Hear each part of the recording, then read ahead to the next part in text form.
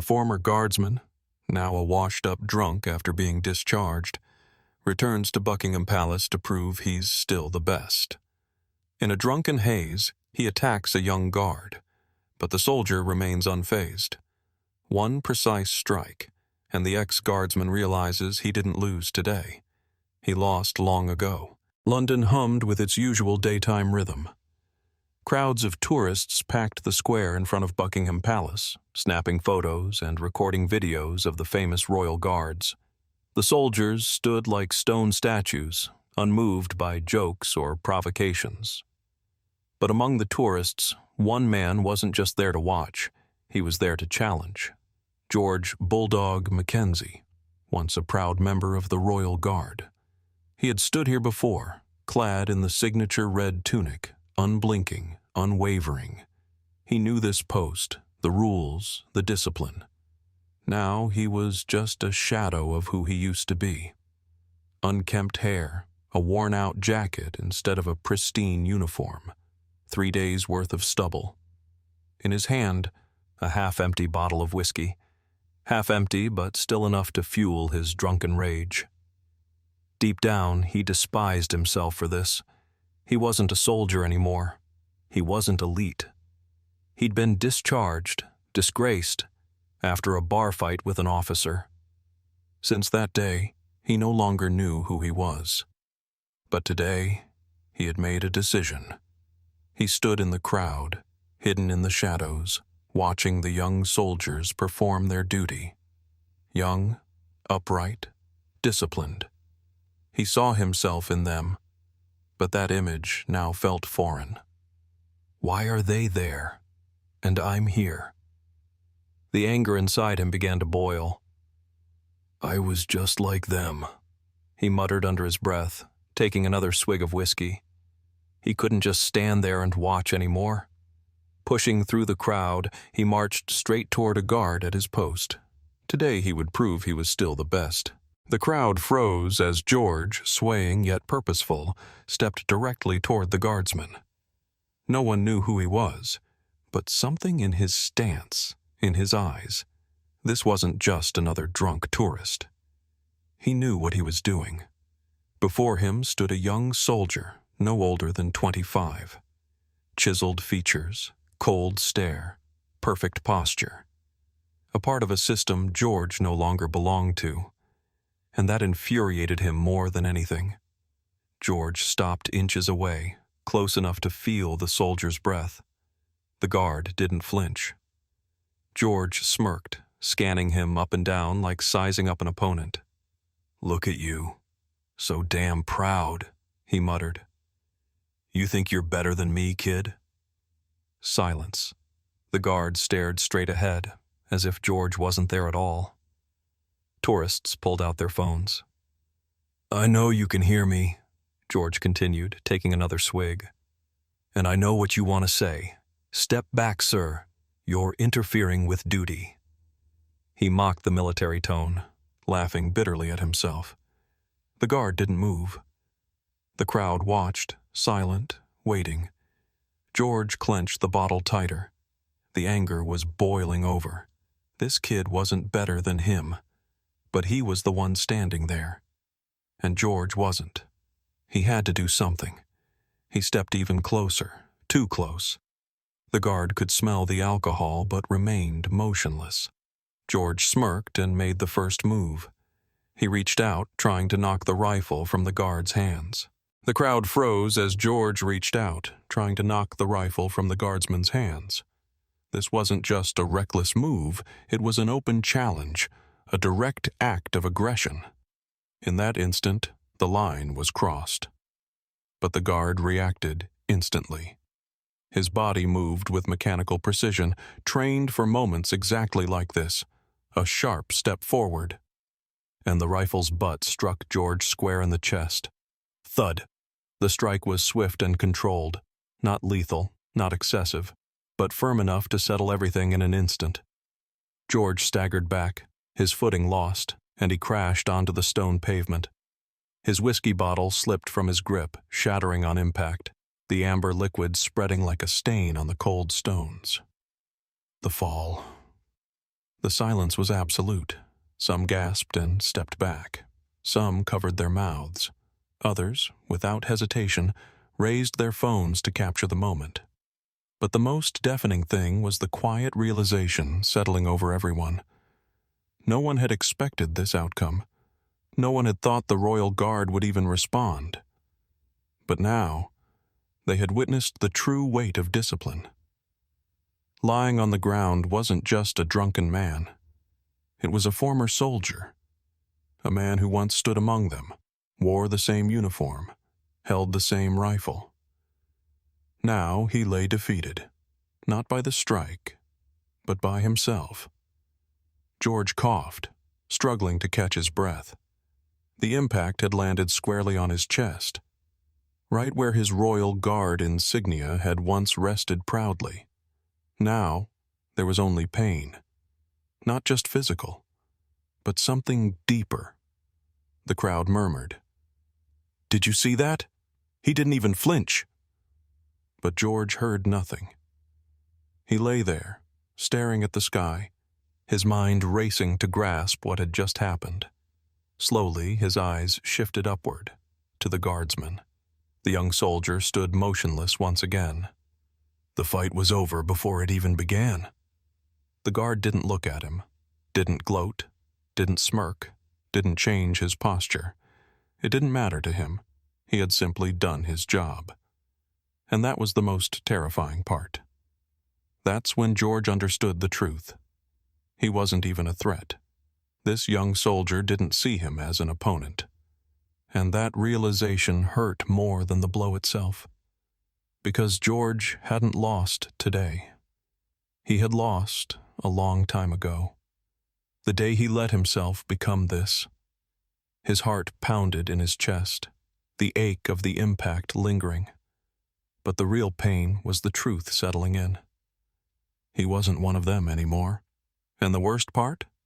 His place had already been taken by someone stronger, someone better, someone who still deserved to stand where he once stood. George Mackenzie was no longer a guardsman. He was just another drunken fool who had fallen before the discipline he once took pride in. That was true defeat. George didn't move. He lay there, breath heavy, feeling the dull ache radiate through his chest. But the worst part wasn't the pain. It was the silence. The guardsman had returned to his perfect stillness, as if nothing had happened. As if the encounter had been so insignificant that it wasn't even worth remembering. No fear, no anger, not even acknowledgement. And that was the most humiliating moment of George's life. The crowd began to stir. People whispered. Some just stared. Others recorded. Their phones were now aimed at the man who had tried to challenge the royal guard. And lost instantly. What a disgrace. Wasn't he one of them? George heard every word. And each one was another punch to the gut. Once, he had prided himself on his strength, his resilience, his status. Now, he was nothing, a washed-up drunk, and even strangers could see it. A meaningless struggle. Slowly, he pushed himself up onto his elbows, breath still ragged. The guardsman remained above him, without arrogance, without scorn, just indifference. George had expected anger, expected shouting, maybe even an arrest. But there was nothing. Just cold, hard reality. There was no need for words. The defeat was already written in stone. You are not one of us. George wiped his face, but his fingers trembled. He felt the exhaustion, not just from the alcohol, but from everything. His life. When was the last time he felt truly alive? When was the last time he felt pride? Since the moment he was discharged, he had fallen further and further, refusing to admit it. But now the truth was staring him in the face. He was no longer part of this world. The soldier before him, he was the replacement, younger, sharper, disciplined. The guard didn't need George anymore. And the worst part? It hadn't even noticed he was gone. What now? He stumbled to his feet, unsteady. The crowd watched, but was already losing interest. To them, he was just another drunk who had foolishly tested the royal guard and failed. George looked at the soldier, and for the first time that day, he felt respect. He had seen him as an enemy, a cocky rookie who had taken his place, but now he saw himself, the man he used to be. And he realized his place had been filled, and that was how it was meant to be. One last look. He took a deep breath, forcing down the anger, the pain, the pride. Then, without a word, he turned and walked away. The crowd parted for him in silence, then, just as quickly, forgot him. George felt it. He understood something now that he never had before. He hadn't lost today. He had lost long ago. And only now did he finally accept it. George walked away without looking back. The crowd was already dispersing, tourists moving on to their next spectacle, their next photo opportunity. To them, he was nothing more than part of the show, just another fool who couldn't even provoke a reaction from a guardsman. But to him, this moment meant more than anyone could possibly understand. Each step echoed in his mind, hollow and heavy. He didn't know where he was going. He was just moving forward, leaving behind the square that had once been his home, his pride, his life. Now it belonged to others, to those who were worthy. The weight of the past. He knew the crowd had already forgotten him, but he couldn't forget himself. Memories surfaced, vivid and painful. Standing in perfect formation, shoulder to shoulder with his fellow soldiers, feeling the pride of duty in every second of his service, earning the respect of others, and more importantly, of himself. But he had destroyed it all. He had chosen his own downfall. And now his place had been taken by someone younger, stronger, unshakable, someone better, and George could no longer deny it. The last chance. He stopped at a bench and sank onto it heavily. His chest still ached from the blow, but what hurt more was his pride. His hand slipped into his pocket, pulling out his last bottle of whiskey, the only thing that had stayed with him through his darkest moments. He twisted off the cap, lifted it to his lips, and froze. Everything that had happened hit him harder than alcohol ever could. He stared at the liquid inside, and two paths appeared before him. Keep falling, or try to stand again.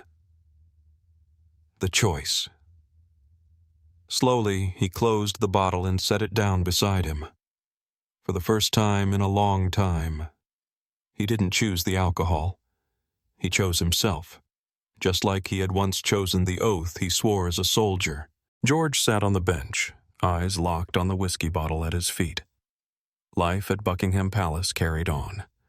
Tourists laughed, took photos, gossiped about what they had just witnessed, but he was no longer part of that spectacle.